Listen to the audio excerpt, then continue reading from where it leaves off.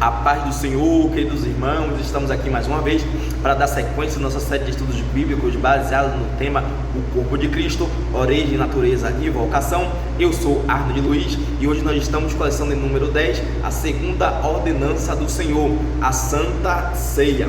E a leitura bíblica em classe está na primeira carta do apóstolo São Paulo à igreja de Corinto, capítulo 11, versículo 17 ao 34. Qual a diferença entre ceia e Páscoa? Qual a diferença entre transubstanciação e consubstanciação? Qual o propósito de participar da Santa Ceia do Senhor? Quem é que pode participar da Ceia do Senhor? Só os membros da igreja que podem participar da Ceia do Senhor? Ou será que outras pessoas podem participar? Será que quem não é crente pode participar? Será que quando participamos da ceia do Senhor, o pão e o suco se transformam no corpo e no sangue do Senhor Jesus Cristo? A ceia só é feita uma vez na semana, uma vez no mês, 2 vezes na semana, 3 vezes ao ano? Como é que participa? Como é a ideia que nós temos sobre a Santa Ceia do Senhor?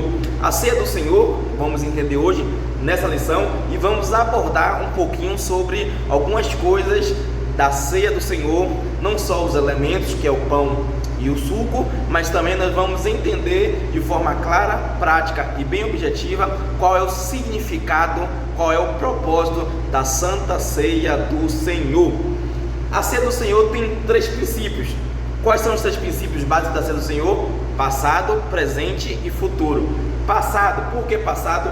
Porque o passado, ele tem a ideia do seguinte, que quando participamos da ceia do Senhor, nos remetemos ao passado, aquilo que Cristo fez por nós lá na cruz do Calvário, ou seja, nós nos lembramos, do passado, do que? Quando Cristo se sacrifica para salvar toda a humanidade, e todo aquele que nele crê está salvo, quem não crê já está condenado. Então o passado, os 3 princípios básicos, um deles é o passado, e o passado nos remetemos ao sacrifício de Jesus, o que Jesus fez no passado. E no presente é o que o sacrifício de Jesus do passado, ele implica no meu presente, ou seja, como está a minha vida hoje. Eu só estou aqui, só estou respirando porque Deus, através do sacrifício de Jesus Cristo, me permitiu, me deu essa oportunidade, porque se fosse por meus pecados, se fosse pelas minhas falhas, eu não seria digno de estar participando da Santa Ceia do Senhor e não estaria aqui. Mas graças a Deus que nos dá graça e misericórdia pelo Senhor e Salvador Jesus Cristo. Então o que Jesus fez no passado implica hoje no meu presente, na minha vida como eu estou hoje, e também faz o que? Me remete ao futuro, ou seja, um dia eu vou estar com Ele, um dia eu vou estar perto dele. Por quê? Porque é uma promessa. Ou seja, a ceia se fala no passado, no presente e no futuro. O que Cristo fez no passado, Ele proporciona uma mudança de vida no meu presente que me guiará para o futuro. Isso aqui é escatologia, é o destino, o estudo das últimas coisas, é o meu destino. Ou seja, o que Jesus fez no passado implica na minha vida que eu estou vivendo hoje, graças a Jesus Cristo, e um dia eu estarei com Ele lá na eternidade, porque Ele me guiará. Ele é o caminho, a verdade e a vida. Então é Ele que me guia até o Pai. Ou seja, aqui é o que? É o efeito de Jesus, efeito do passado que Ele fez, se sacrificou para me dar vida. No presente, através do sacrifício dele, eu creio, assim como diz a harpa cristã, foi na cruz onde um dia eu vi meus pecados castigados em Jesus. Foi ali pela fé, que eu recebi a luz, recebi a graça de Deus. Então o que Ele fez no passado implica no meu presente, e Ele me guiará no futuro para estar com Ele por toda a eternidade. Então aqui é a escatologia, a doutrina das últimas coisas. Tópico de número 1, a natureza da ceia do Senhor na tradição cristã. Subtópico de número 1, na tradição romana. O que é ceia? A priori a gente precisa entender o seguinte, que na tradição romana, o que eles entendem como ser ceia é o seguinte, é que aquele pedaço de pão e aquele pouco de vinho, o que acontece com eles? Há uma transformação, ou seja, os elementos da ceia do Senhor se transformam verdadeiramente na carne e no sangue do Senhor Jesus Cristo. Ou seja, quando eu pego um pedaço do pão e o cálice de vinho, literalmente após a oração, se transforma, ou seja, aquele pedacinho de pão, né, aquele pouquinho de suco da vide, de vinho, ele se transforma na carne e no sangue do Senhor Jesus Cristo. Ou seja, mas aqui o que acontece? O cálice não tem gosto de sangue e o pão não tem gosto de carne.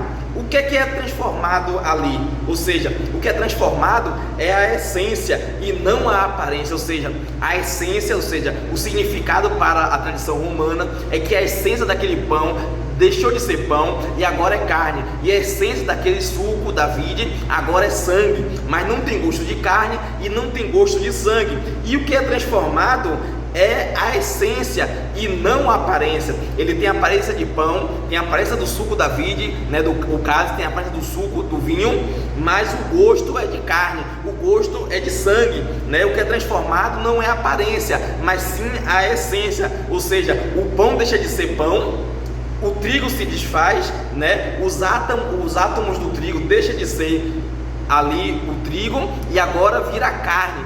E qual o nome que damos a este termo? Se chama transubstanciação, que é o que? O que é trans? Eu falei numa aula, né? Uma aula passada aí, alguns meses atrás, nós estávamos falando sobre a sexualidade masculina e feminina.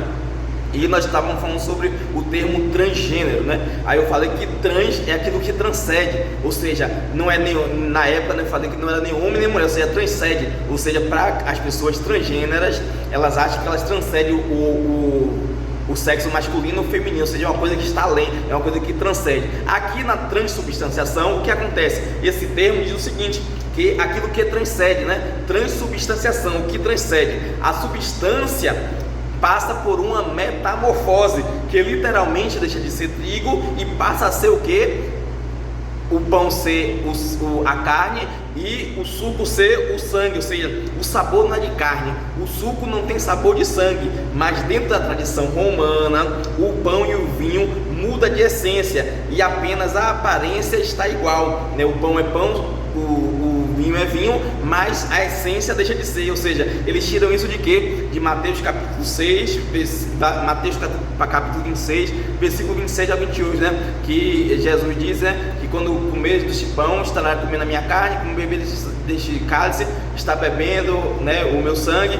Então tomai e comer isto é o meu corpo, né? E o que? Beber todos, pois este é o meu sangue. Mateus capítulo 26, versículo 26 a 28. Eles pegam de forma literal esse texto, né? E a gente já aprendeu aqui de forma clara que texto em contexto é pretexto para heresia, né?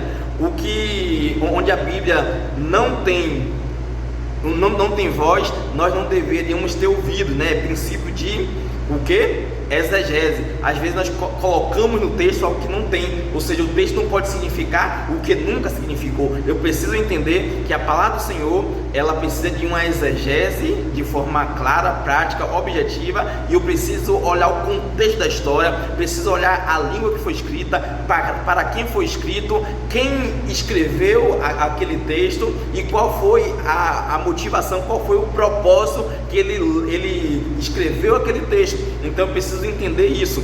Então eles pegam de forma literal a tradição romana, esse texto de Mateus 26 ao 28, que diz o seguinte: como comer o meu corpo e bebeis o meu sangue, né? Eles pegam de forma literal. Então tem coisa na passagem do Senhor, na palavra de Deus, que não é de forma literal, mas sim fazendo uma analogia, ou fazendo de certa forma uma metáfora, ou outros termos, né, na nossa língua portuguesa, que fala sobre a palavra do Senhor. Então precisamos ter cuidado ao interpretar a palavra do Senhor.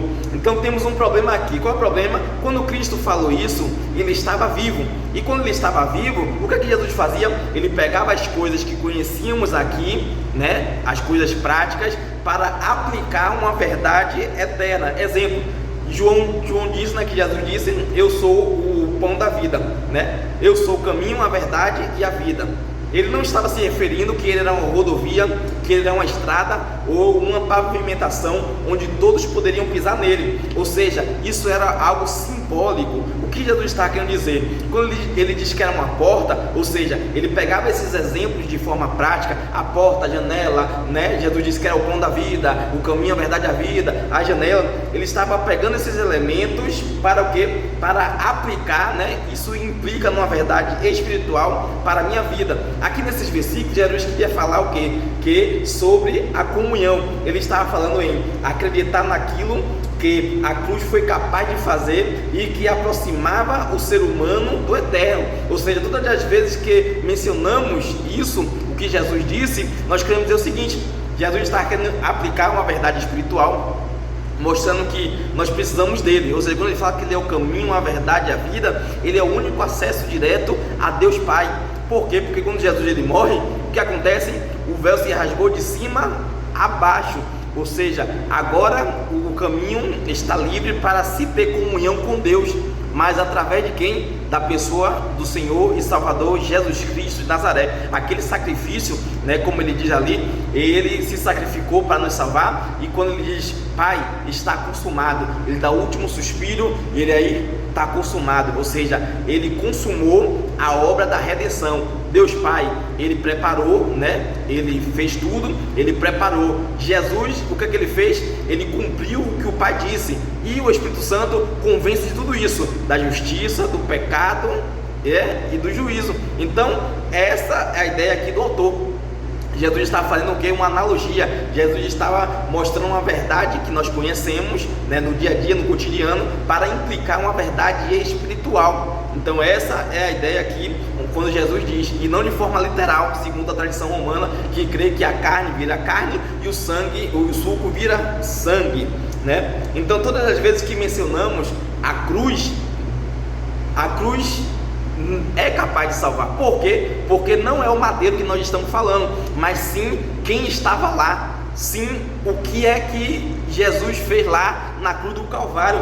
Não estamos nos referindo à madeira, né? O pedaço de madeira que foi ali na cruz, mas estamos falando sobre quem estava lá. Paulo diz o seguinte, que a pregação para os judeus é o que? É loucura, mas para nós a cruz de Cristo é o que? É salvação para todo aquele que nele crê. Para nós é o que? É poder de Deus. Ou seja, ele se fez maldito para nos salvar no madeiro. Nos referimos ao Cordeiro de Deus, ao Cristo que se fez carne, o pecado que por mim ele morreu. Eu que merecia estar lá, mas ele morreu em meu lugar. Então João, no capítulo 6, diz o que? Eu sou o pão da vida. Ele pega elemento básico da nossa existência. Olha, você não pode viver sem comer pão, sem se alimentar. Então você também não pode viver sem mim. Vocês precisam de mim. Eu sou a verdade. Eu sou o pão que desceu do céu. Ou seja, eu sou o alimento que vocês precisam, né? Ele está se referindo também ao que? Nem só de pão viverá o homem, mas sim de toda a palavra que sai da boca de Deus. Ou seja, vocês precisam de mais de mim, vocês precisam do meu Pai, vocês precisam ter essa ideia, esse entendimento que vocês precisam de mim e de mais ninguém. Ou seja, eu sou tudo, é tudo que vocês precisam, sou eu e não mais nada que vocês precisam nesse mundo. Ou seja, eu sou o que vocês precisam. Então Jesus estava dizendo isso. Como vocês não vivem sem se alimentar, vocês não podem viver sem mim, pois vocês precisam de mim para ter acesso à eternidade. Essa é a ideia aqui do subtópico 1 do tópico 2. Subtópico 2 do tópico 1. Na tradição protestante, nós entendemos o seguinte: lá em Roma, nós temos o que? A transubstanciação. Quando chega aqui, na tradição protestante, nós vemos a tradição protestante começando ali aonde? Em Martinho Lutero, quando Martinho escreve as 95 teses ali, né, que a gente já entende já esse termo, né, sobre a reforma protestante, sobre o protestantismo, né? Então na tradição protestante, né, segundo a questão de Lutero, o que é que ele entendia? No sangue e na carne de Cristo, Lutero disse, esse conceito estava errado, ou seja, não é transubstanciação, o pão não vira carne e o suco não vira o sangue. O que é que ele vai dizer agora? Lutero vai dizer o seguinte: este conceito está errado. pão é pão e cálice é cálice. Não existe transubstanciação. Lutero vai dizer agora que, segundo Tomás de Aquino, que dizia que era transubstanciação, para Lutero não era isso. Para Lutero é o seguinte: na tradição católica, diz o seguinte, que há uma transubstanciação segundo São Tomás de Aquino. Mas para Lutero, o que é que ele diz? É a consubstanciação. Transubstanciação é aquilo que transcende, ou seja, o pão deixa de ser pão e o suco deixa de ser suco. Para Martinho Lutero, há uma consubstanciação. O que é isso? Ou seja, que o pão e o cálice, o que é que acontece? Não vira uma metamorfose, como disse o que? São Tomás de Aquino. Ou seja, Cristo agora está presente dentro daquele símbolo, segundo Lutero. Cristo está no pão e no vinho. A igreja luterana até hoje tem esse conceito de que quando faz a oração na Santa Ceia do Senhor, lá para a igreja luterana e algumas igrejas que também adquiriram, a igreja anglicana, entre algumas igrejas que tem no Brasil aqui, algumas entendem, tem esse entendimento que agora não é transubstanciação, o pão não vira carne e o suco não vira sangue. E agora para eles entendem o seguinte, que quando faz a oração, Cristo entra nos elementos da Santa Ceia do Senhor. Então eles pegam o pão e o vinho e Cristo não se transforma como a transubstanciação, não viram uma forma corpórea de um pedaço da carne e um pouco do sangue de Jesus. Mas para eles o que acontece? Junto com o pão e vinho, para uns é transubstanciação, mas para outros é consubstanciação, ou seja, Cristo entra no pão e agora naquele momento começa a se entender que se faz parte do que? Do sacrifício de Jesus Cristo, que ele agora virou o pão e agora ele virou o suco, Está de forma o que? Equivocada. E aí entra o que? A gente agora, subtópico 3, a posição pentecostal. Na tradição pentecostal, nós acreditamos que o pão e o vinho, pão é pão e vinho é vinho, ou seja, o pão simboliza o que? O pão e o vinho simboliza o corpo e o sangue de Cristo que foi derramado por nós. Ou seja, o pão é pão, vinho é vinho. E aqui a ideia é o seguinte, é que o pão e o vinho são símbolos do sacrifício do Senhor Jesus Cristo, ou seja, apenas simbolizando a questão toda. Assim como no batismo, o batismo está ali as águas, então no batismo, a partir daquele momento, já que Cristo diz o que? Aquele que está em mim é uma nova criatura, não é isso? Novas coisas agora tem que fazer e as coisas velhas se passaram. Então Jesus virou a água do tanque batismal e quando eu entro na água, agora eu sou purificado dos meus pecados. Então se eu estou dizendo que o pão vira carne, e o suco ele vira o sangue, ou se eu entendo que o pão e o suco, quando eu faço oração, Jesus agora entra no pão, entra no suco, aí eu estou fazendo o quê? Eu estou sendo o quê? De forma herege, de forma herética, isso é uma heresia.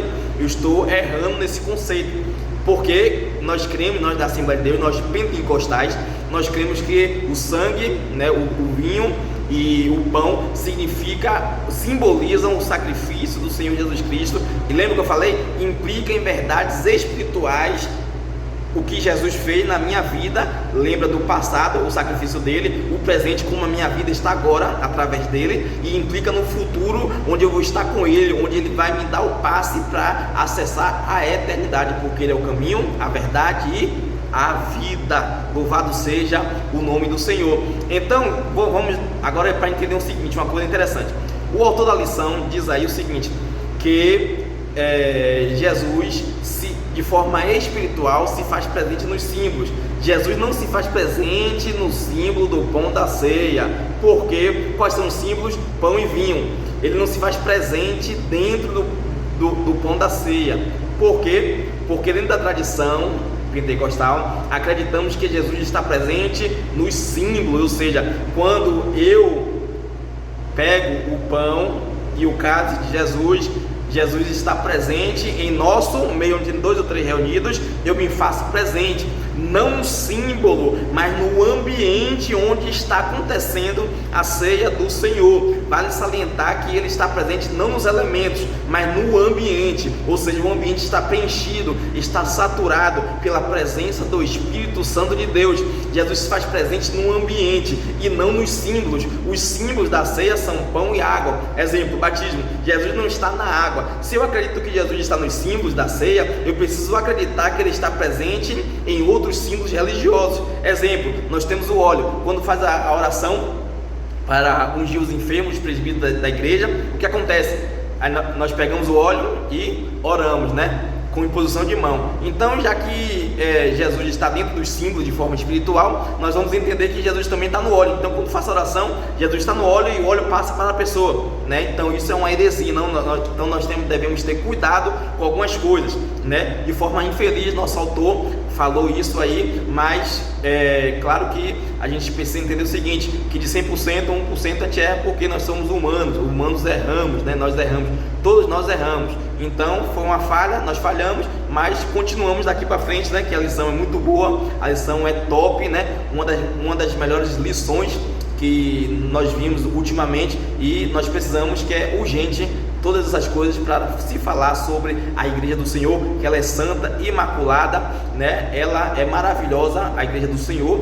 Claro que nós estamos falando da igreja como um todo, a igreja mística, né? A igreja do Senhor é maravilhosa porque Jesus é o cabeça da igreja, né? E nada pode abalar, nada pode tentar parar a igreja. Por quê? Porque a igreja não é do homem, a igreja não é do pastor, do pregador, do irmão. A igreja é do Senhor e Salvador Jesus Cristo de Nazaré. Louvado seja o nome de Jesus. Então nós já entendemos isso, já pegamos essa ideia. Então qual é o sentido da ceia? Qual é o sentido do pão e do vinho? Eles estão aonde?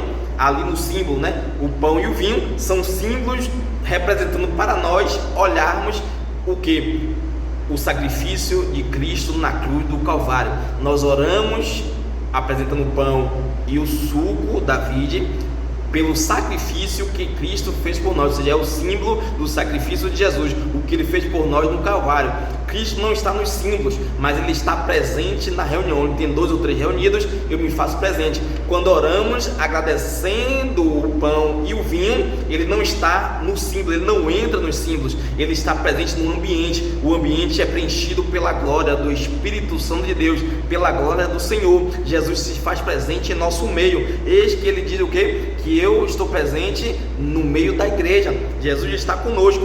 O Deus de Jacó é o nosso refúgio. Ele está conosco, ele está no nosso meio, ele está presente, ele é socorro bem presente na hora da angústia. Eis que estou com todos vocês, aonde?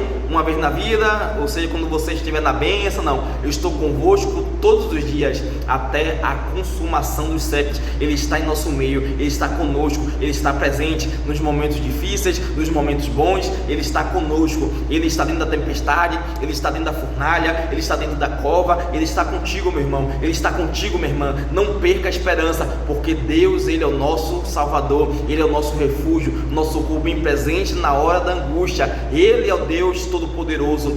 O Deus de Jacó não está contra nós, ele está conosco. Louvado seja o nome de Jesus. A ideia é essa. A ceia é o memorial, é uma lembrança. Tudo isso é um símbolo do que ele se transformou em homem, ele se sacrificou para nos salvar. Ele está presente conosco todos os dias, e como diz a tradição cristã, ele não está dentro dos elementos, ou seja, ele está no ambiente. Louvado seja o nome de Jesus. Tópico de número 2, o propósito da ceia do Senhor. Subtópico de número 1, a expiação de Cristo, ou seja, festejar a expiação. O que é expiação? É o processo que Deus fez para nos reconciliar com Ele. Nesse processo existe 3 elementos: primeiro, a vida; segundo, a morte; terceiro, ressurreição. Como Deus reconciliou a humanidade com Ele? Como aconteceu isso? Como é que Cristo, Ele fez para nos reconciliar? Ele nasce, ele morre e ele ressuscita. Ou seja, se não tivesse um desses elementos, o que? A vida, a morte ou a ressurreição, a expiação não existiria. Não havia expiação. Por quê? Porque ele nasceu, ele se fez homem entre nós.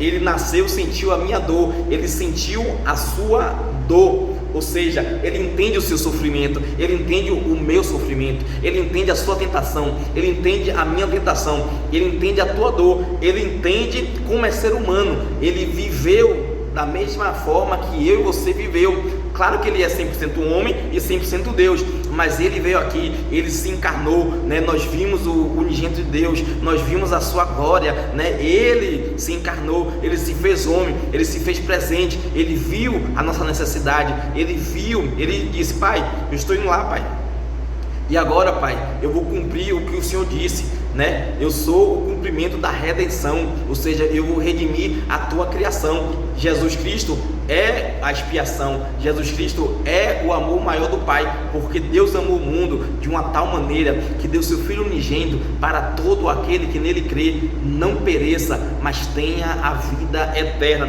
Ele foi a expiação do Pai, Ele viveu plenamente como homem, Ele viveu plenamente como ser humano, Ele é 100% homem, 100% Deus, Ele foi como nós, Ele morreu como nós. Por quê? Para quê?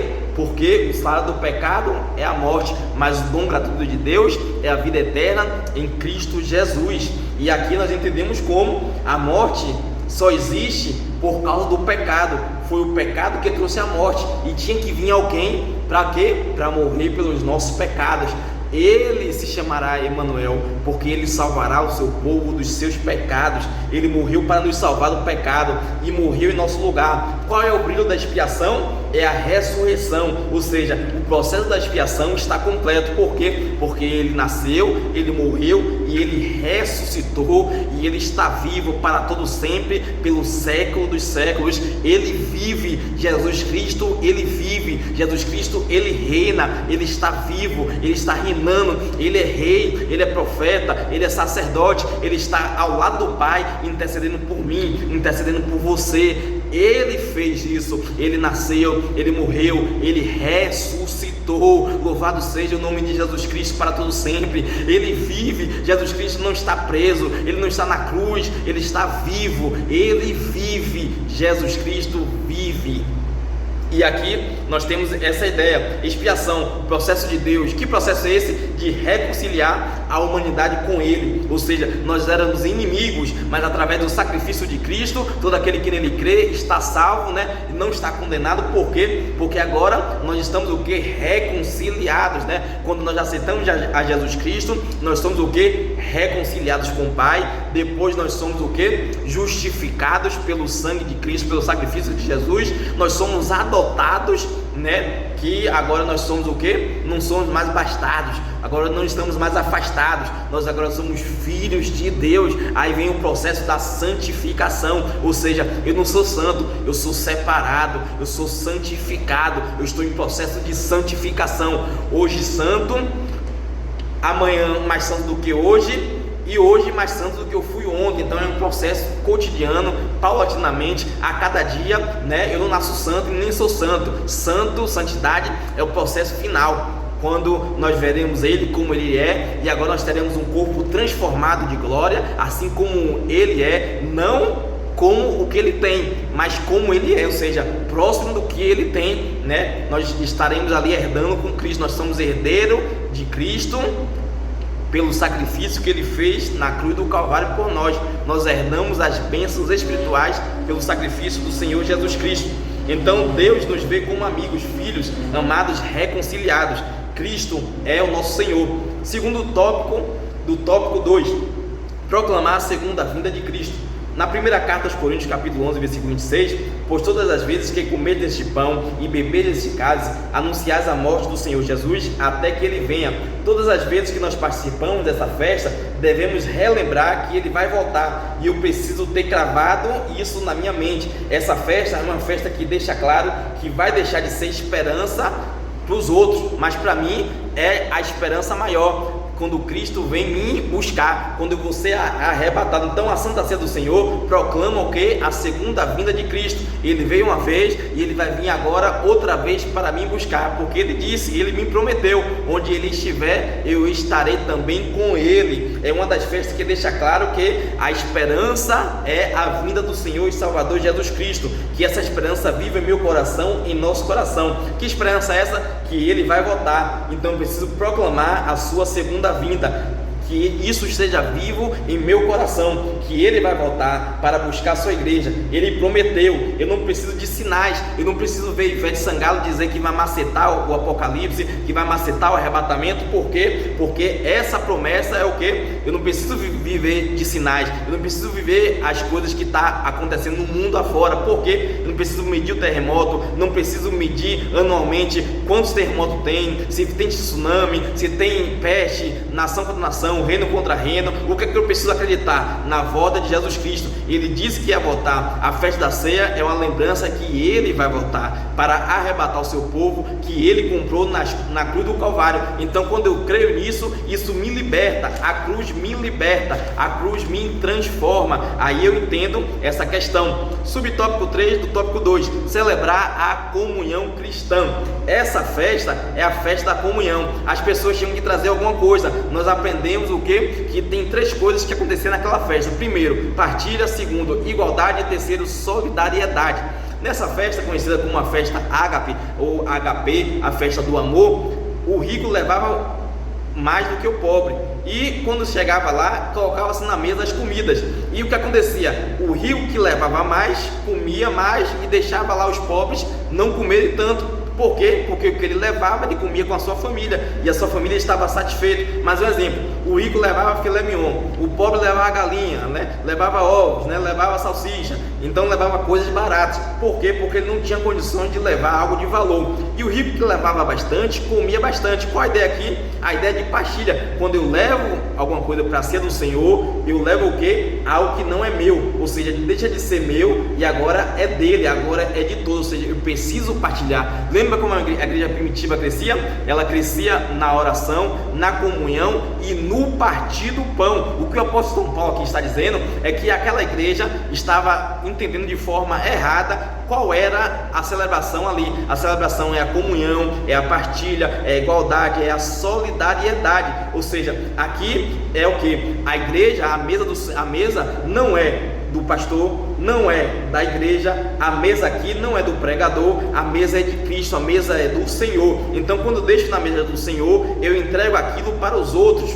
Ou seja, aqui tem ideia de comunhão, partilha, solidariedade. Nessa festa, uns comiam e outros não comiam. Eles estavam perdendo o que? O sentido da comunhão, o sentido da festa, da Santa Ceia do Senhor. Ali tinha ideia de o que? De arrogância, soberba, egoísmo, porque eles não esperavam uns pelos outros para partilhar, para dividir a Santa Ceia do Senhor. É somente para mim, eu não me importo com você. Se a minha família está satisfeita, para mim tá bom, que você se vire. Então o que Paulo estava falando é isso. Então eu trouxe somente para mim, a ideia é comunhão. Eu coloquei na mesa, eu trouxe não só para mim, mas sim para todos. A mesa não é minha, a mesa é do Senhor. A ideia é partilha e solidariedade. Tópico 3, subtópico número 1: o modo de celebração da Santa Ceia do Senhor. O que é participar de forma indignamente? Quem pode participar da Ceia do Senhor? Tem que ser batizado?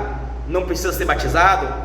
Quem é que pode participar? Ninguém pode participar da Ceia do Senhor. Por quê? Porque se nós nos analisarmos a nós mesmos, quem poderia ter coragem de participar da Ceia do Senhor? Ninguém, porque não merecemos, não somos nada. A partir do momento que eu acho digno, que eu posso participar, eu posso me achar o quê? Autossuficiente, eu posso me achar bom, eu posso me achar perfeito, top, o ser o melhor crente, o santo, todo poderoso, o querubim ungido, eu posso ser perfeito, mas eu não posso participar. É uma avaliação honesta de quê? De que ninguém tomaria a Ceia do Senhor porque não somos dignos de participar. Mas o que Paulo quis dizer com esse termo, de forma digna ou de forma indigna?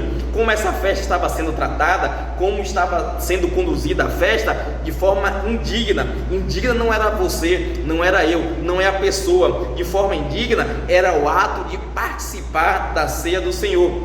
Ou seja, como aquelas pessoas estavam comendo a ceia do Senhor, é a forma indigna de como ele participa. Aqui a maneira de comer é indigna. 3 formas erradas que Paulo fala que aqueles cidadãos lá de Corinto estavam participando. de forma indigna da ceia do Senhor? Primeira coisa, desordenadamente, ou seja, não esperava uns pelos outros. Segunda coisa, comiam mais que os outros, de forma indisciplinada. E terceira coisa, era de forma irreverente. Por quê? Porque se embriagavam desordenadamente, indisciplinadamente e irreverente. Indigno não está no comer da pessoa, mas sim, se nós formos analisar nós mesmos, ninguém era digno de comer da Santa Ceia do Senhor. Subtópico 2 do tópico 3, uma celebração reverente. Ter a consciência de que eu não sou digno, mas eu preciso participar da Santa Ceia do Senhor. Isso se chama graça. Quando eu recebo a graça, é quando eu tenho a consciência da graça de Deus na minha vida. Mesmo sendo indigno, eu tenho que viver de forma digna. Não me deixa digno de participar da Santa Ceia do Senhor, né? Eu compliquei, agora eu vou explicar, né? Assim como diz aquele pregador, Deus complica, depois explica por que complicou. Dignidade aqui não me qualifica em santidade absoluta. Eu sou indigno de participar da Santa Ceia do Senhor. Essa é a minha condição de participar, mas isso não me dá o direito de viver uma vida sem responsabilidade. A graça não é de graça, a graça teve um preço, não custou nem ouro, nem prata, nem pedra preciosa, mas sim o precioso sangue do Senhor e Salvador Jesus Cristo de Nazaré. Então a graça tem um preço, tem uma lei, tem o que? A ideia de que eu preciso entender que eu não posso viver de qualquer forma na casa do Senhor, viver de forma irreverente,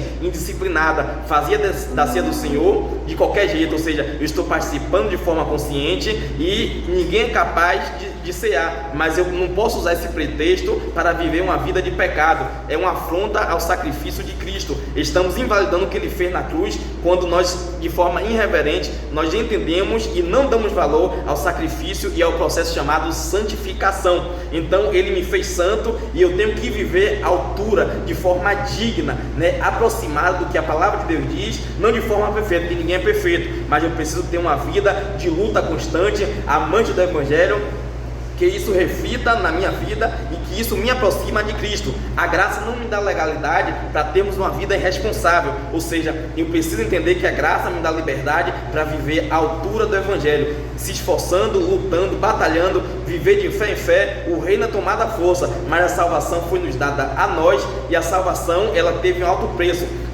por nós, o sangue do Senhor e Salvador Jesus Cristo. Se eu faço de forma consciente, o que acontece? Eu estou pecando, então a graça não é de graça. Eu não posso viver pela graça de qualquer jeito. Eu preciso ter reverência. Subtópico 3 do tópico 3, celebração festiva. Se eu faço consciente, se todo mundo vê a gente participando da ceia do Senhor, precisamos mostrar que não somos dignos, e Jesus se sacrificou por nós, ou seja, por causa dele nós estamos livres para adorar, celebrar, bater no peito e recitar Romanos capítulo 8. Nenhuma condenação há para aqueles que estão em Cristo Jesus e que não andam mais segundo a carne. Há mais o que?